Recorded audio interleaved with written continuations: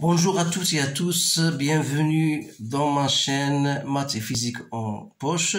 Aujourd'hui, dans cette séance, je vais partager avec vous, chers étudiants de la deuxième baccalauréat, un exercice concernant les réactions acido-basiques et notamment le dosage d'une solution basique de l'ammoniac par une solution d'acide chlorhydrique. Donc, c'est un exercice complet qui comporte plus ou moins les questions que vous devez savoir et vous devez savoir traiter. Donc voilà, on vous dit voilà, ce sont des renseignements bien sûr que vous pouvez lire, donc vous pouvez stopper la vidéo en lisant et comprendre bien sûr ce qui se passe. Donc l'ammoniac sert essentiellement à la fabrication d'engrais azotés, mais il peut également être employé comme gaz réfrigérant ou pour la production de plastique, d'explosifs ou d'autres produits chimiques. Le but de cet exercice est d'étudier la solution d'ammoniac, aqueuse d'ammoniac et son titrage par pH métrique. Voilà, les données sont faites bien sûr à 25 degrés. On vous donne le produit ionique, on vous donne le pKa de NH4 plus NH4H3, 9,2. Donc la réaction, on vous dit que la réaction est totale si la constante d'équilibre K est supérieure à 10 à la puissance 4. Donc les zones de virage de quelques indicateurs colorés, voilà le tableau devant vous. Donc premièrement, partie étude de la solution d'ammoniac. Donc on considère une solution aqueuse d'ammoniac de volume V, de concentration Cb. La mesure de son pH est donne 10,75. On modélise la transformation chimique entre l'ammoniac et de l'eau par l'équation chimique. Voilà, on vous donne l'équation chimique. Normalement, vous devez le savoir. Voilà, première question, déterminer le taux d'avancement final de cette réaction et conclure. Donc, je vais répondre à chaque question pour ne pas perdre assez de temps. Voilà. Donc, l'important, c'est de savoir écrire la réaction entre l'ammoniac et de l'eau. Donc, vous savez que ça, c'est une base. D'après toute base, c'est toute substance chimique capable de céder un proton au plus. Donc, ça va vous donner NH4 plus HO-. Donc, on est parti, bien sûr, à partir de, si on veut dresser même un tableau d'avancement, c'est-à-dire on est parti d'un certain nombre CPVB, si vous voulez. Donc, l'eau est toujours en excès. On aura 0,0. Donc, CBVB moins X. X à l'équilibre, si vous voulez. X à l'équilibre. Donc, pour déterminer le taux d'avancement, vous avez une formule. Le taux d'avancement, c'est X à l'équilibre sur X max. C'est-à-dire, c'est la concentration de HO- fois le volume que vous avez, c'est le volume VB, que je divise par X max n'est autre que CB/VB. C'est-à-dire, c'est HO- sur CB. Vous pouvez, sachant la relation du produit ionique, donc c'est Ke sur H3 au plus.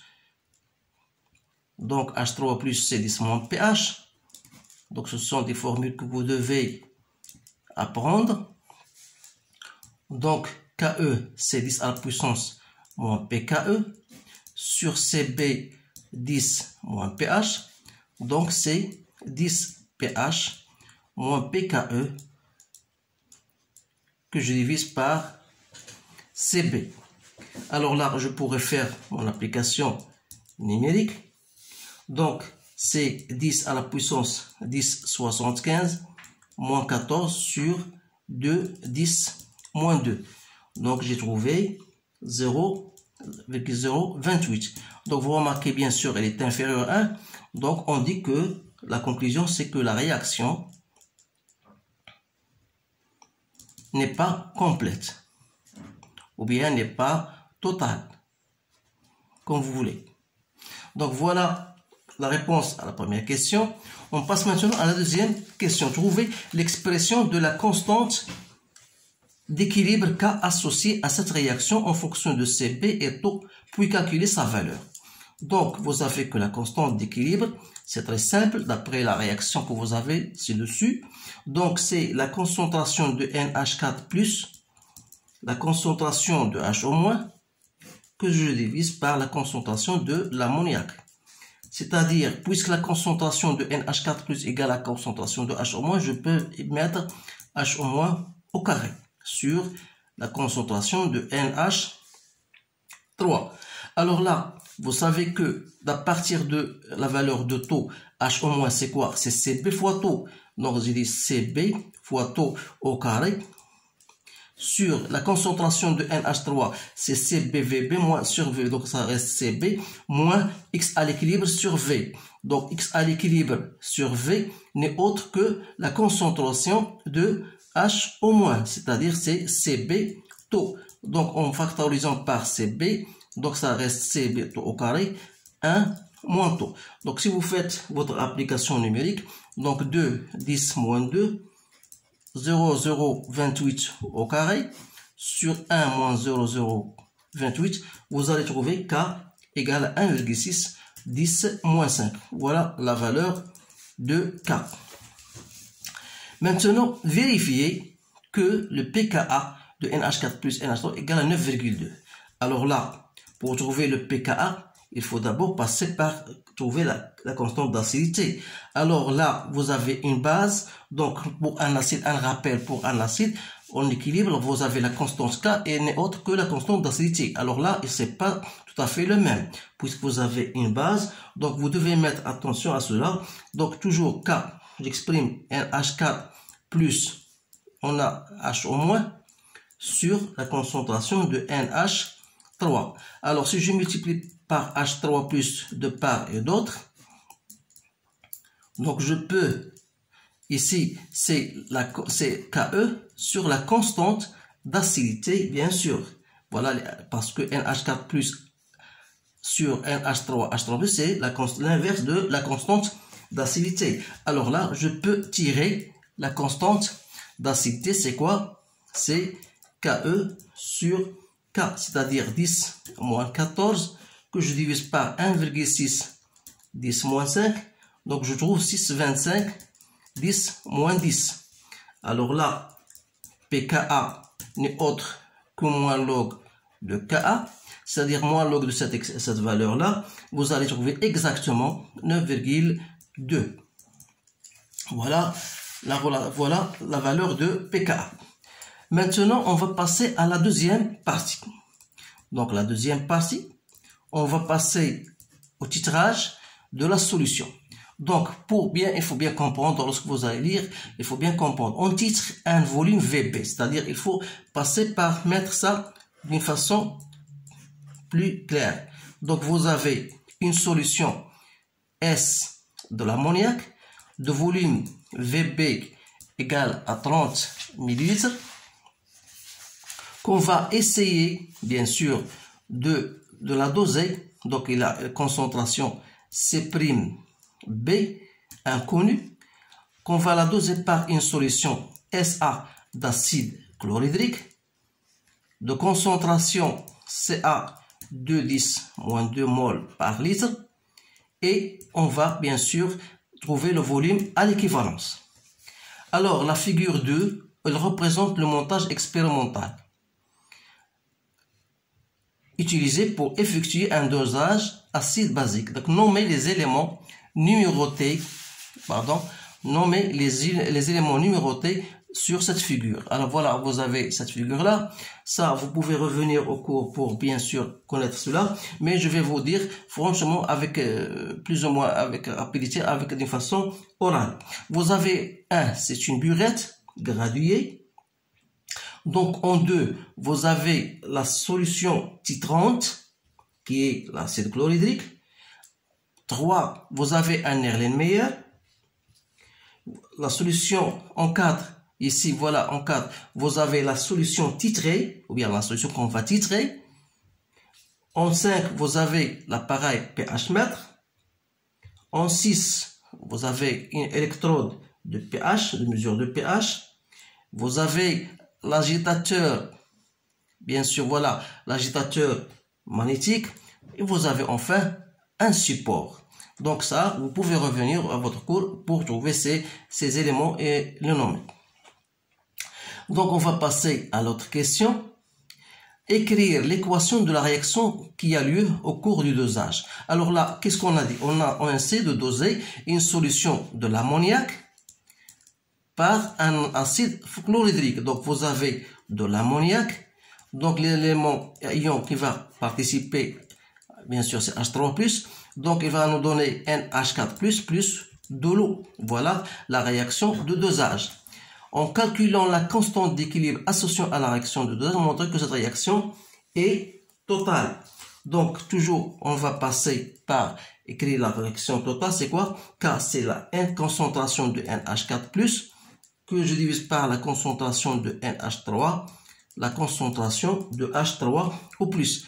Donc vous remarquez bien sûr que cela n'est autre que l'inverse de la constante d'acidité. Donc c'est 1 sur 1,6, 10 moins 5, c'est-à-dire c'est 6,25, 10 à la puissance 4, et cela est supérieur à 10 à la puissance 4. Alors parce que dans l'énoncé, on vous dit que la réaction est totale si sa constante d'équilibre K est supérieure à 10 à la puissance 4. Ce qu'on a bien trouvé, donc on dit que la réaction est totale. Donc la réaction de dosage, si vous voulez, de dosage est totale. Alors là, une fois on a terminé cette question-là, on vous dit, voilà, déterminer les coordonnées VAE et PHE du point d'équivalence. Alors là, ici, j'ai déjà préparé cela. Bien sûr, c'est simple pour trouver, on vous donne toujours le tangente à la courbe. Donc, vous allez essayer à l'aide de tracer une droite perpendiculaire aux deux et vous allez trouver le milieu, bien la médiatrice de segment, par exemple AB, donc, et vous tracez bien sûr votre droite qui est parallèle à ces deux droites-là. Vous allez trouver normalement le contact ici, bien la coupure avec la courbe, c'est le point E. Donc, vous faites la projection, bien sûr, vous allez trouver PHE et vous allez trouver le volume VAE. Donc, j'ai trouvé V, bien sûr, VAE égale à 22,4 ml et je trouvais le pH E égal à 5,5. J'ai une remarque à vous dire ici parce que la plupart des étudiants ne savent même pas comment travailler avec l'échelle. Parce que ici, entre 0 et 4, vous avez 4 gradations, c'est-à-dire que 4 divisé par 10, ça fait 0,4. Ça veut dire quoi? Que chaque gradation mesure 0,4. Donc on a ici 20, on a deux gradations, donc 0,4 donc 0,4 divisé par 2, donc 0,4, donc vous allez ajouter à 20, vous allez ajouter ce nombre de gradations. On est à la gradation 6, donc 6 fois 0,4 c'est 2,4, donc plus 20 ça fait 22,4, c'est bien ça. Alors là, une fois que vous allez trouver cela, on vous pose la question, calculer la concentration. Donc la concentration, normalement, c'est le but de dosage. Le but de dosage, c'est toujours déterminer la concentration de la solution titrée. Alors, C'P, d'après la relation que vous avez au point d'équivalence, vous savez que C'B fois Vb égale à Ca VAE. Donc ici, vous allez tirer C', donc c'est Ca VAE sur VB. Vous allez trouver votre application numérique, donc 210 moins 2 fois 22,4 que je divise par 30. Je trouve C'B égale à 0,015 mol par litre. Alors, ensuite, on vous dit voilà, choisir en justifiant la réponse l'indicateur coloré convenable pour repérer l'équivalence. Alors, l'indicateur que vous devez choisir, normalement, doit avoir un pH se trouvant ou bien appartenant à la zone de virage. Ensuite, parce qu'on a trouvé le pHe égal à 5,5, donc 5,5 se trouve ça appartient à cet intervalle qui correspond au rouge de chlorophénol. Donc, l'indicateur coloré qui est convenable, c'est le rouge de chlorophénol qui va nous permettre, bien sûr, de repérer l'équivalence. Voilà, je vous ai répondu à cette question d'une façon orale. Précisez en justifiant la réponse l'espèce chimique prédominante. qui dit prédominante, ça veut dire trouve en grande quantité. Donc, soit NH4+, soit la base. Donc, après l'ajout de volume VA 20 ml. Donc, lorsqu'on ajoute un volume VA égal à 20 ml, alors là, il faut aller jusqu'au votre courbe et vous allez, voilà, 20 ml et vous allez faire la projection de ce 20 ml, voilà, vous allez trouver ce point-là. Dans le pH, bien sûr, le voilà, vous allez trouver le pH de ce point-là qui correspond et vous allez trouver, pH, j'ai trouvé moi, à peu près 8,3. Alors, qu'est-ce que vous remarquez ici? Donc, si je vous fais, bien sûr, d'après la relation de pH que vous avez, vous savez que le pH égale à pKa plus log de NH3 sur NH4 plus.